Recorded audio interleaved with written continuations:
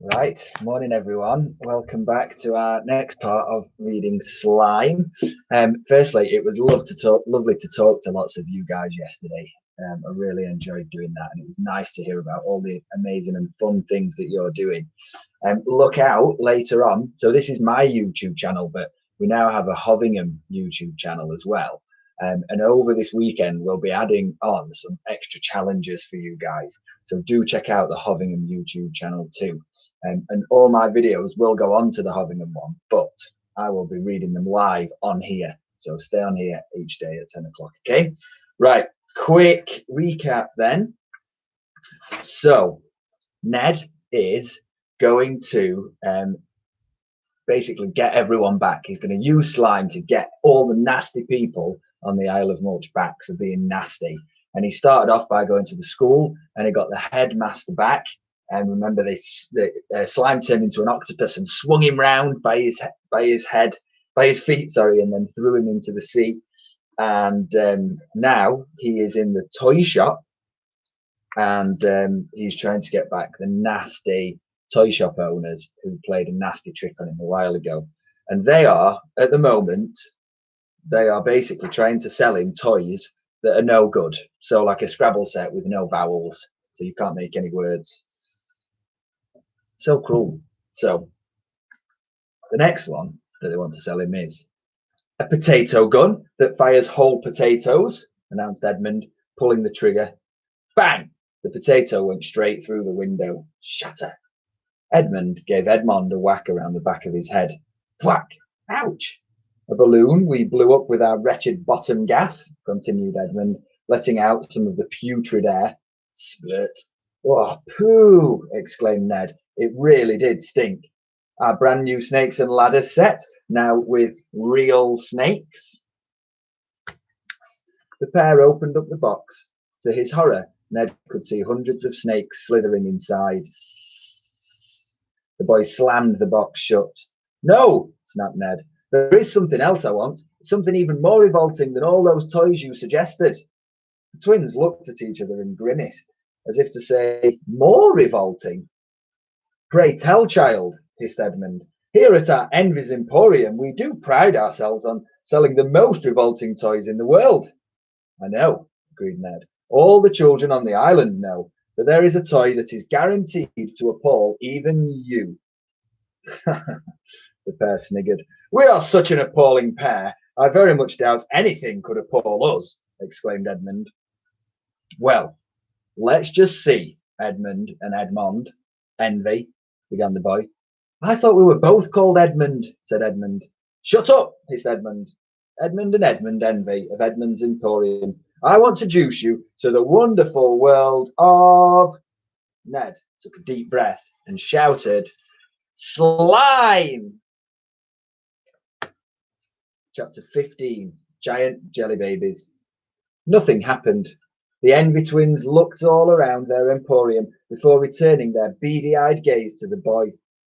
Why are you shouting, boy? Demanded Edmond. We are standing right here, added Edmund. A feeling of panic washed over Ned.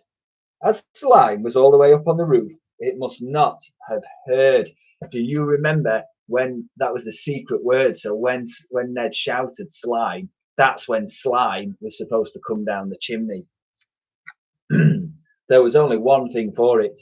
Shout louder. I said I want to introduce you both to the wonderful world of slime, repeated Ned. Still nothing. Things were not going to plan. Slime! Shouted the boy again. Nothing. Nada. Zilch. The Envy twins shared a look. Why, oh why do you keep shouting slime? Asked Edmund. Because if you say it loud enough, it will magically appear. Oh. Oh. Oh, indeed, agreed Ned. Let's all try together. 1, 2, 3. But before they could shout slime, slime appeared. It was gushing down the chimney and began flowing through the fireplace all over Envy's Emporium. Gurgle. I am sorry I'm late, Slime called out. I was on the loo. Ned looked puzzled. He had no idea Slime had to go to the loo. What would it pass? More slime? There wasn't time to think about that, as all at once the shop was awash with slime. Ferjurgle. No! Shouted the pair. And this time it was Ned's turn to do the chuckling. The two men were up to their knees in the stuff. Slime whisked the boy up and placed him on the counter. Out! Bellowed Edmund at the slime. Shoo! Bawled Edmund. Be gone! They both screamed. But still the slime was rising in the shop. Berjurgle, Murgle. Now slime! Now slime! Began Ned. Yes, Ned, replied Slime, as it was now coming up to their necks. I want you to slime into a dozen little children. What? Exclaimed the Envies. Just a dozen, you say? Asked Slime mischievously. Make it a nice round 100, replied the boy. No, cried the pair, but there was nothing they could do. In a moment, Slime began breaking up into 100 blobs. These blobs took the shape of children. Soon there was an army of giant jelly babies. Children! Screamed Edmund. Children, children everywhere! Now, kids, called out Ned, help yourself to any toy in the shop. No! Cried Edmund, but there was no stopping them. The children of every size, shape, and colour began taking the toys off the shelves until Envy's Emporium was completely bare.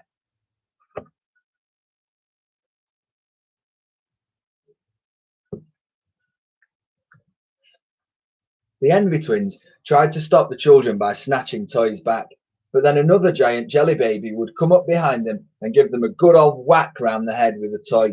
Boof! Ow!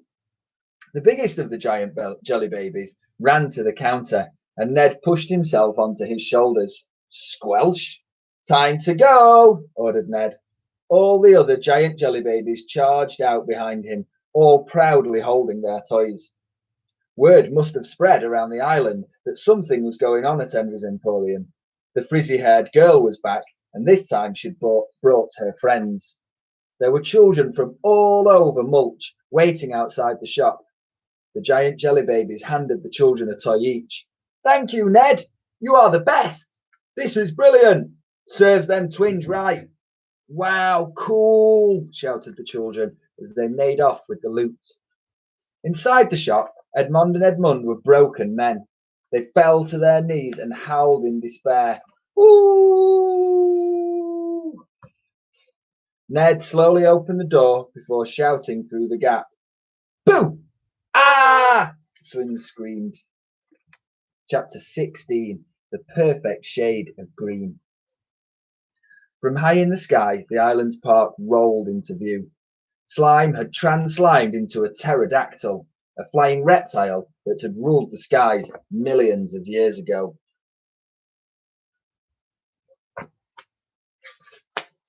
Ned was riding astride its back with a smug-tastic grin on his face. A pterodactyl darkening the sky must have been a terrifying sight for anyone below in the park. Not that there ever were people in the Mulch Park, and that is because the park-keeper forbade it. Aunt Greta Greed had appointed the old soldier Captain Pride as the island's park-keeper. The man took such great pride in his kingdom, or parkdom, that nobody was ever allowed inside. Keep off the grass is a sign you might see in the park. Keep off the path, less so. Keep off the park, never.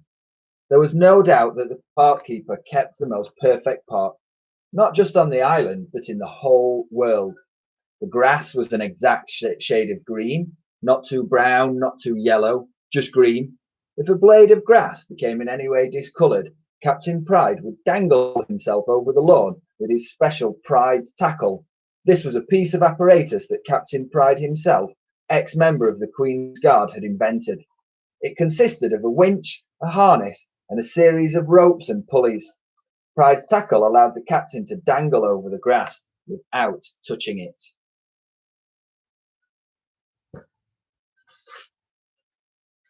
Then he would take out his 24-piece green felt-tip pen set with every shade of green imaginable, no other colours. Then dangling just above the ground, the captain would colour in the discoloured blade of grass so it matched all the others perfectly. The park keeper was doing just that when he heard the flapping prehistoric wings overhead. Here's his pen set with all the different greens. There is royal green, racing green, military green, forest green, mint green, olive green, broccoli green, green smarty green, dollar bill green, Wellington boot green, shamrock green, cabbage green, leaf green, acid green, parrot green, jolly green, giant green, snooker table, baize green, emerald green, sea green, fog green, jungle green, moss green, lime green, and bogey green. So the park keeper was doing just that when he heard the flapping of prehistoric wings overhead. Of all the things the park keeper expected to see that day, a flying reptile was not one of them. In his army years, Captain Pride had witnessed many terrifying things while serving in the jungle. He had woken up to discover a python slowly digesting his foot as he slept. He had been blasted in the bottom by a bazooka, tiptoed over stepping stones to cross a river, only to discover they were actually snapping crocodiles, stumbled across a whoop of gorillas who were intent on playing kiss chase with him, been caught in a stampede of elephants, then marched around as flat as a pancake for weeks, looked in the mirror to shave his beard off, except on closer inspection, it wasn't a beard. Oh no, it was a great big hairy caterpillar squatting on his chin. He yanked on what he thought was a toilet chain, only to find it was in actual fact the tail of a tiger. He put his underpants on, only to discover they were crawling with cockroaches. He came to face to face with a hungry hippopotamus. The creature burped with such force it blew him clean over. And, most horrifying of all, opened the door of the wash tent, only to be greeted by the sight of the old Major taking a bath. But Captain Pride had never ever seen a pterodactyl, which was understandable as they had gone extinct millions of years before, let alone a pterodactyl made of slime with a boy riding on its back. "What the blazes!" he bawled. In shock, his 24-piece green pen set tumbled to the ground. As he tried to snatch at his precious pens, he accidentally let go of the lever of his Pride's tackle. Yank! The rope spun through the apparatus. The next thing he knew, the captain found himself hoisted high into the air by his ankles. There began a swinging to and fro in a manner most unbecoming for a man of military bearing. His head thumped into a tree, and his bottom slapped a rose bush. Then, horror upon horror, the slime pterodactyl, or slimodactyl, set its mighty feet down on the park's lawn, its mighty claws digging into the grass. "No!" cried Captain Pride, swinging himself as hard as he could to set himself free from his tackle. Whoosh! This he did, although not without landing upside down in a hedge. "Oof! Can't you read that sign, you dinosaur?" Captain Pride hollered as he brushed bits of hedge off his blazer and smoothed down his moustache. "Keep off the grass!" The pterodactyl translimed back into being a blob. Ned slid off his friend onto the park bench, which had never ever been graced with a bottom. After all, there was a huge sign that said, "Keep off the bench." "What the devil is that thing, boy?" demanded the captain. "It's my friend," replied Ned. "I'm Slime," said Slime. It reached out a blobby hand for the captain to shake. The man's nose wrinkled in disgust. From the bench, the boy looked down under his feet at the perfectly green grass. "The grass is looking especially green today, Captain Pride," he chirped. "I said off! I brushed that grass only this morning," protested the captain, waving a toothbrush from his breast pocket as proof. "You have another sign that says, 'Keep off the path,'" remarked Slime. "Yes," replied the captain. "Well, where can we stand then?" asked Slime. "Absolutely anywhere you like, as long as it's outside my park. Now be gone." But the pair were in no mood to go. The two friends shared a smile. The naughtiness was about to begin. Chapter 17. The Book of Park Occurrences. My basketball rolled onto the grass that time, didn't it, Pride? Announced Ned from the park bench. Captain Pride to you, the man thundered. Didn't it, Private Pride? Replied Ned, enjoying winding up the proud man. Captain, I remember it well, said the park keeper. All serious incidents are noted down in my book of park occurrences. Let me look. The man pulled a little red leather-bound book from his blazer pocket. Embossed on the cover were the words, The Book of Park Occurrences. Let me see. January the 1st, began Pride, leafing through the pages. Not a happy new year as at 0700 hours, highly offensive sweet wrapper blows into the park. Entire area is sealed off until culprits who dropped said sweet wrapper is found and fined. Ned looked at Slime, and Slime looked at Ned. Both rolled their eyes at each other. 14th of February, 0900 hours. A pigeon does his doodahs on the newly waxed park bench. Pigeons are brought into the park shed for questioning, one by one, until one of them squawks. Ned and Slime sighed at this silly little man. Oh yeah, here it is, March the 3rd. Captain Pride was becoming animated now. 1100 hours, a basketball is bounced over the wall from the nearby playing fields and lands on the grass. It bounces repeatedly, 7 times to be precise, before eventually coming to a stop. One blade of grass is killed and another is seriously injured. Basketball is dealt with in an instant with military precision. I puncture it with my littering collecting spear.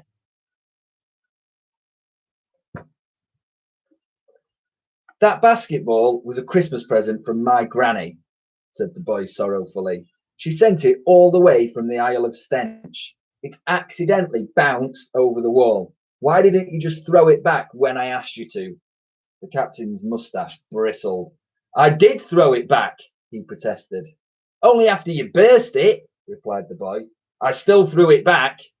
The captain's left eye began to twitch. Right, I want both of you out of my park, now! Ned looked at Slime. All in good time. First, we need a little something for you to jot down in your park occurrences book. It's called the Book of Park Occurrences, not the Park Occurrences book, corrected this captain. Slime, continued Ned, I think we need to cause some mischief. Goody, goody, agreed his friends. 1,000 sweet wrappers, if you please. What the blazes? Sputtered the captain. Now, shouted the boy. Halt! Cried Pride. The little man could make a big noise, but it was too late. Slime translimed into 1,000 sweet wrappers of every single colour imaginable. They floated through the air, dancing on the breeze. Captain Pride ran around in circles trying to grab them, but to no avail.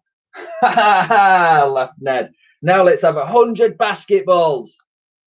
At once, the sweet wrappers clung together to form balls that bounced up and down on the grass with glee. Boing, boing, boing, boing. The grass, my precious grass! Keep off the grass! Yelled Pride. But there were just too many of them. He ran to fetch his little litter spear and stab at them, but whenever he hit one, it just soaked him in slime. Split, splat, splot, yuck, yak, yuck. Let's not forget about the pigeons, shouted Slime. So, of course, said Ned. In an instant, every one of those 100 basketballs became a pigeon. Not just any pigeon, a pooping pigeon, a super duper whooper pooping pigeon. Squawk, squawk, squawk, splat, splat, splat. As the birds looped and twirled through the air, they dropped their load of multicolored slime poop, sloop, everywhere. Splat, splat, splat. The lawn was splattered. Splat, splat, splat. The path was splattered. Splat, splat, splat. The shed was splattered. Splat, splat, splat. The bench was splattered. Splat, splat, splat. Halt! Barked Pride. I command you to halt in the name of Greta Greed. One last military fly past, ordered Ned. Slime knew what the boy meant, and immediately the birds gathered in formation as if they were an Air Force stunt team. They turned high in the sky before coming straight for Captain Pride. Halt! He bellowed. That's an order! But they didn't stop. They kept coming. So the old soldier began to run away, but he was no match for the slime pigeons. They swooped over his head, dropping their load right on top of him. Splat, splat, splat, splat, splat, splat, splat, splat. Captain Pride was splattered. Dirty beasts! Cried the man. His moustache, his blazer, his slacks, his highly polished boot, every last part of him was covered in goo. Oops, remarked Ned. You seem to have a tiny speck of something on you, Captain Prode. A red mist of fury descended on the park keeper. I'll get you, boy! He yelled as he charged at Ned with his litter spear. Charge! And it's not Prode, it's Pride! Just in time, the slime pigeon swooped down to Ned and whisked him up from the park bench high into the air. Another day, Captain Prude, he called out from above. With the beat of 100 slimy wings, the boy vanished into the clouds. Great stuff. We will leave it there for today. I hope you enjoyed that. So remember, there's lots of work on the website. For those of you I spoke to yesterday who are waiting for work packs, I've sent those to the office to ask them to be printed. So hopefully you will get those in the next couple of days. Hope you have a really great weekend. Remember to go outside and remember to look for the 26 or 2.6 challenge on the Hovingham website. That will go up hopefully by tomorrow. Okay, it's a really exciting challenge that we've got for you to do. Right, okay guys, take care. I will see you all soon. Okay, bye.